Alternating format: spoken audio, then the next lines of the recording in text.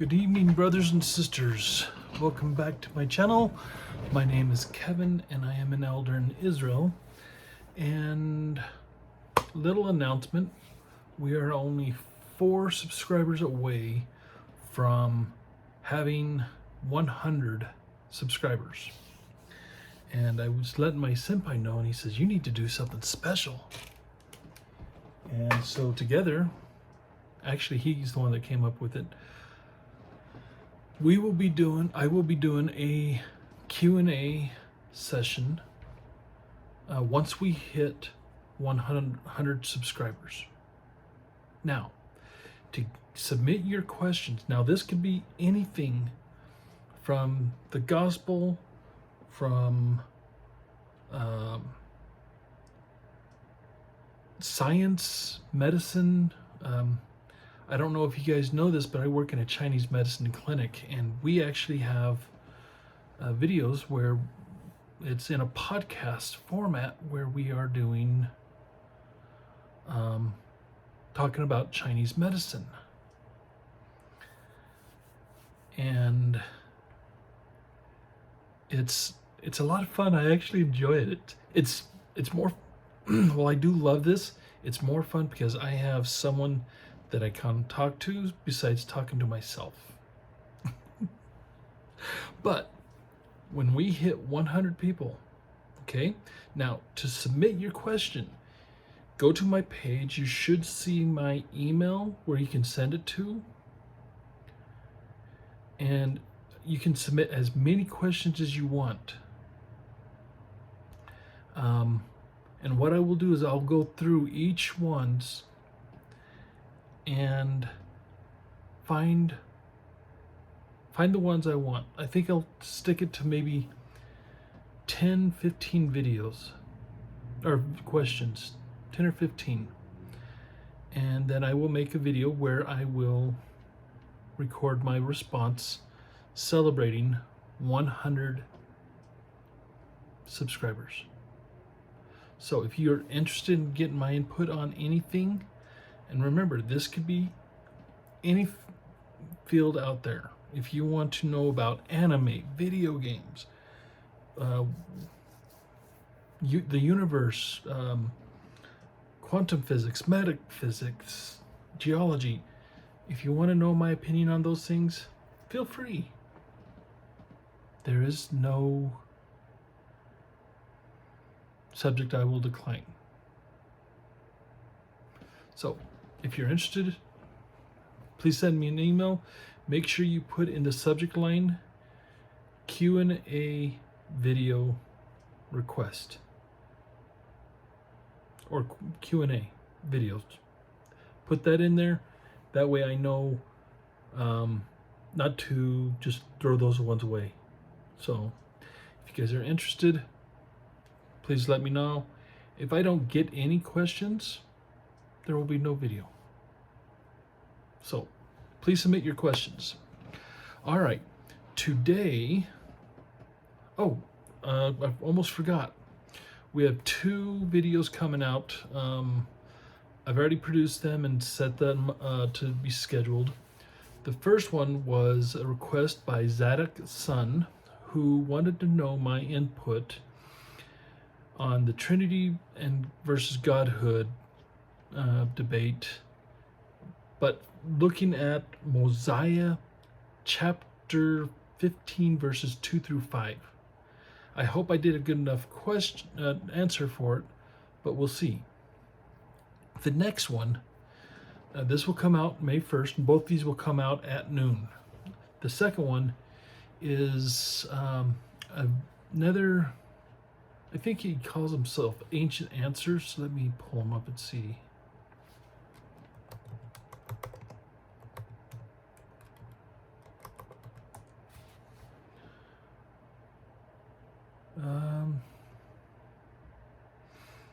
Yes, his YouTube channel is Ancient Answers, and he does a lot of great stuff, and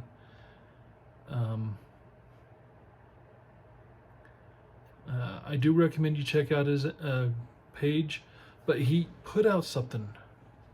He wants Latter-day Saint content creators to put out videos on May 1st talking about the subject of grace versus works. Now, I did a video, it's just under an hour, but please check it out on Wednesday when it comes out. I think I actually put it as a premiere. So this is an exciting video. I had a lot of fun, some great resources. I hope I do justice in this as well. So those are a couple things. Now,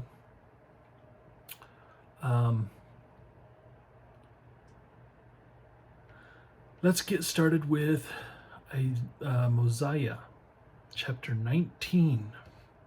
Now, if you remember in the last chapter, King Noah had killed Abinadi, and Alma, and he went into the land of Mormon, where he prayed, he asked for forgiveness, and then he'd come into the city at night preaching the gospel of Jesus Christ through the teachings of Abinadi. And eventually he gained 204 souls, and then they gathered together and they were baptized. And I love the covenants that he says that we make in baptism, and it's absolutely beautiful. And then when they reached 450 souls, King Noah found out about them, and they were chased, set guards after them to kill them. So now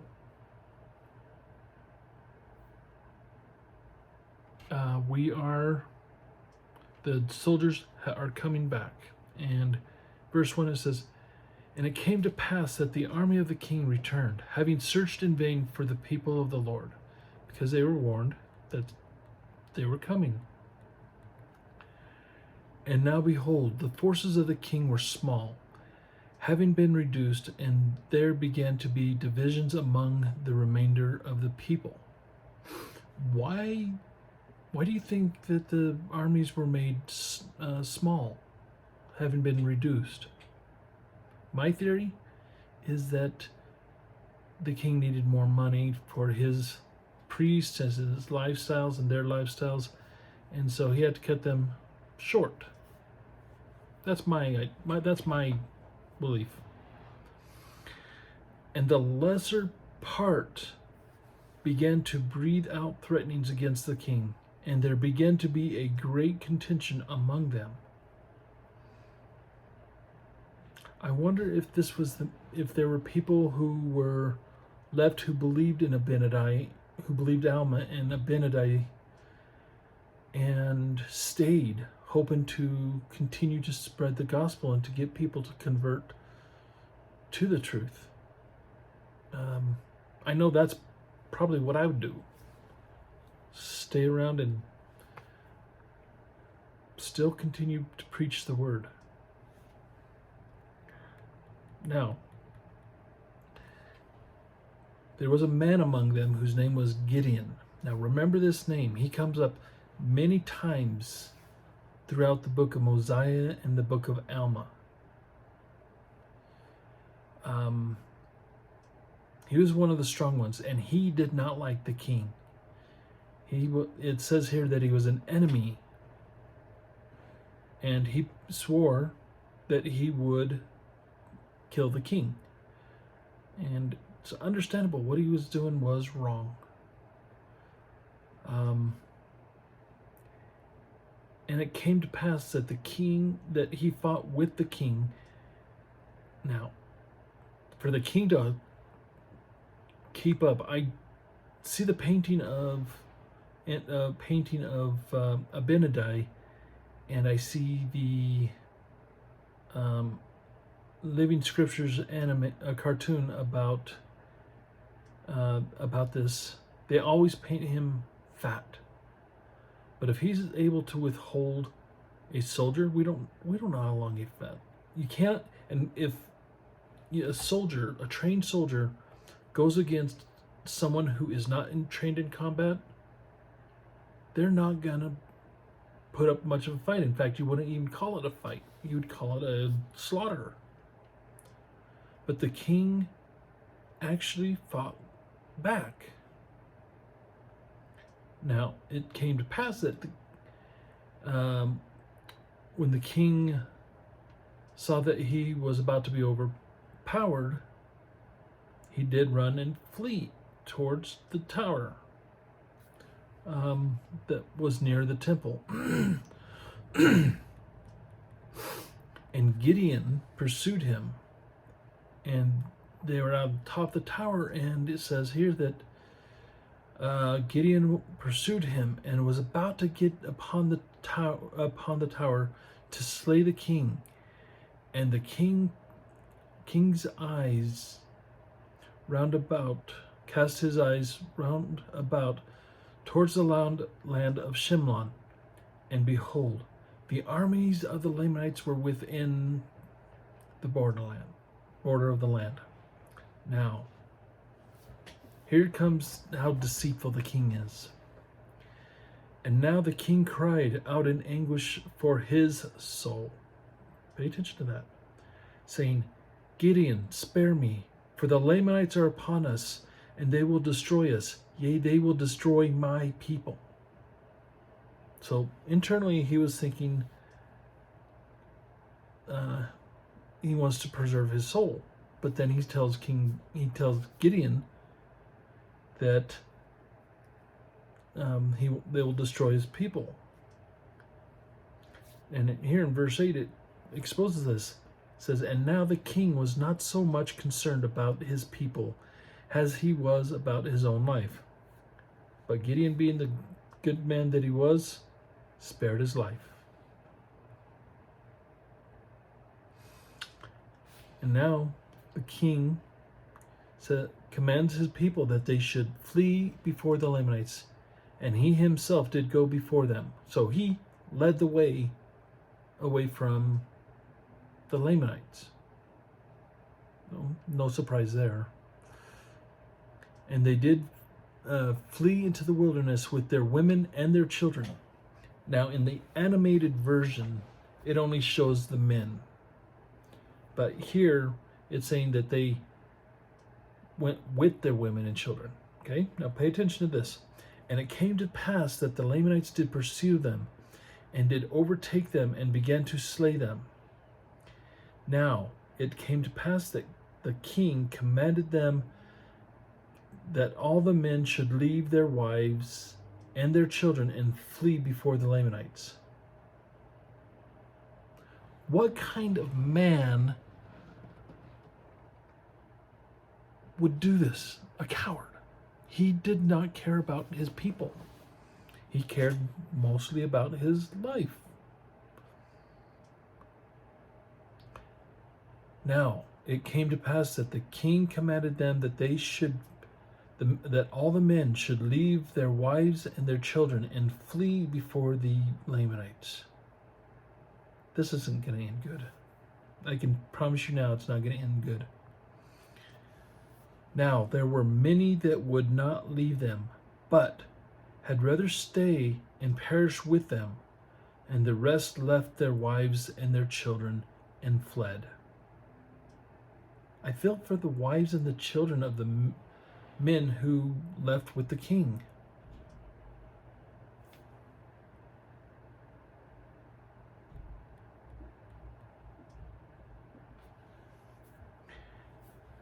Let's see. Verse 13 says, and it came to pass that those who tarried with their wives and their children caused that their fair daughters should stand forth and plead with the Lamanites that they would not slay them. I don't know how I feel about this. It doesn't feel right. But I can see the logic behind it. because most of the time people want to attack women and children, at least if they have honor. And it came to pass that the Lamanites had compassion on them, for they were charmed with the beauty of their women. Okay, I would like to see what these women looked like that charmed the Lamanites. They must have been quite the beauties. Therefore the Lamanites did spare their lives, and took them captives, and carried them back to the land of Nephi, and granted unto them that they might possess the land, under the conditions that they would deliver up King Noah into the hand of the Lamanites, and deliver up their property, even one half of all the possessions, one half their gold, half and their silver, and their precious things, and thus they should pay tribute to the king of the Lamanites year to year. So this is going back to the original agreement that was made with King Noah's father, whose name I can't remember. All right, now here's something that I love. And now there was one of the sons of the king of among those that were taken captive, whose name was Limhi. Now we remember him from earlier when the soldiers, when people were looking for the people of Limhi from the city of Zarahemla. And now Limhi was desirous that his father should not be destroyed, nevertheless was not ignorant of the iniquities of his father, he himself being a just man.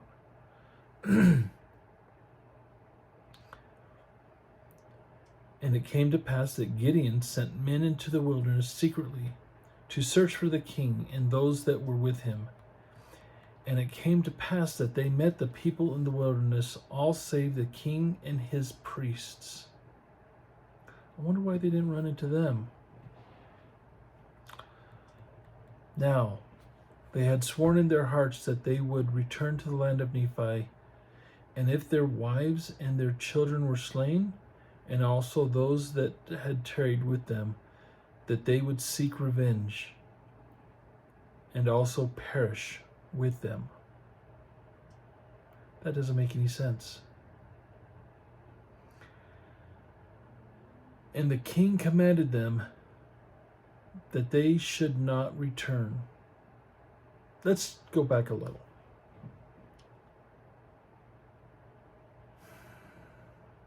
I could understand why they would want to seek revenge. Because they lost a loved one to them. And I guess if I think hard enough, I could understand why they would also perish with them, with their lost loved ones. I've seen my fair share of people who have lost their loved ones, wives, children, husbands.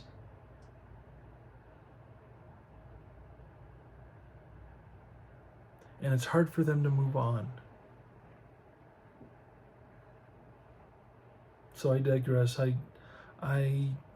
can understand why they'd do that. I just had to think about it a little.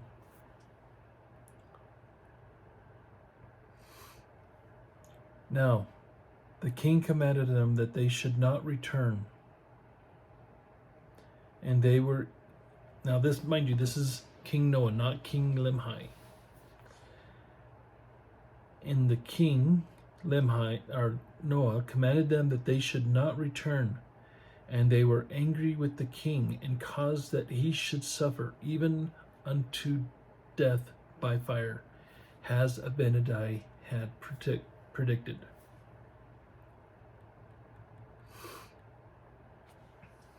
And they were about to take the priests also, and put them to death, and they fled before them.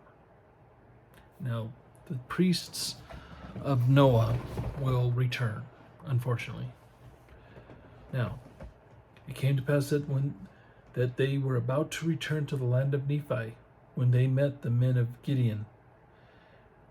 And the men of Gideon told them of all that had happened to their wives and their children, that the Lamanites had granted unto them, that they might possess the land by paying tribute to the Lamanites of 1/2 of all they possessed.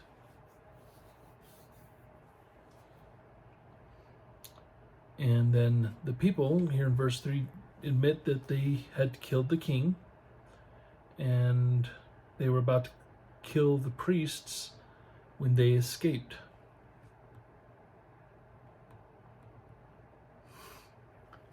And it came to pass that they had ended the ceremony, that they returned to the land of Nephi. Did I miss something? What ceremony did they do?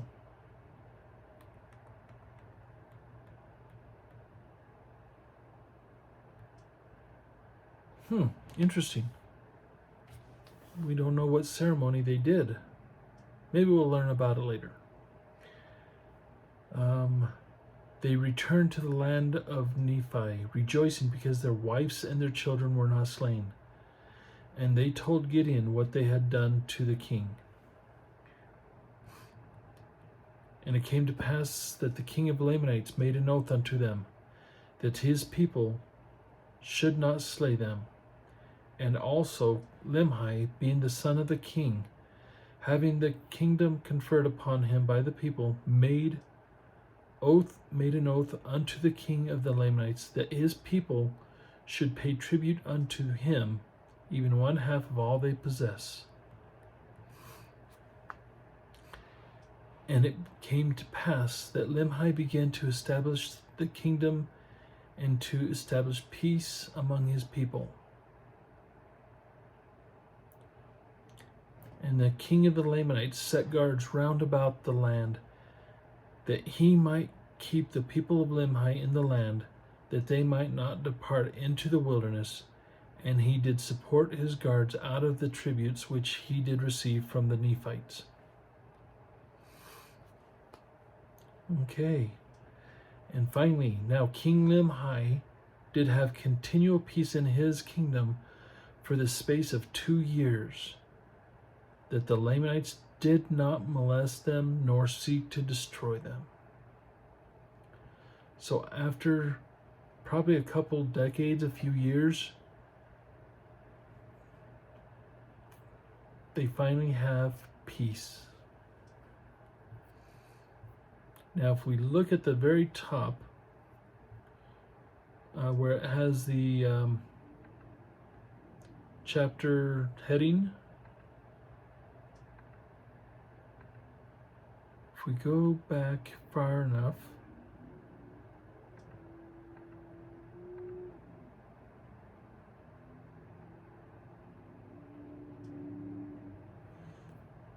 Zenith, that's his name. So verse 10.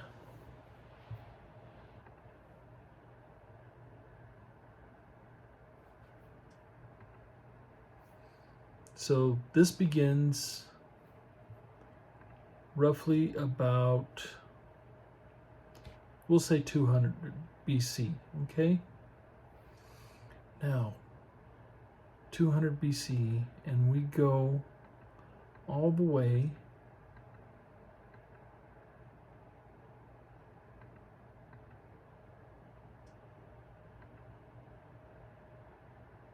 to, we'll say 121. I like to put it on the farther. That means the total reign of King Noah. Hold on. I looked at it wrong. My apologies.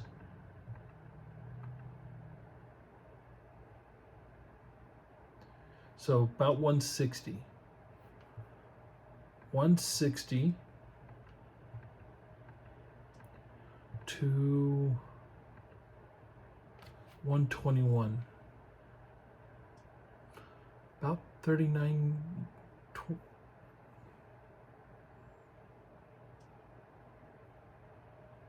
about 39 years, 41 years, somewhere there, yeah. So all this time, 4 decades gone by under the rule of King Noah.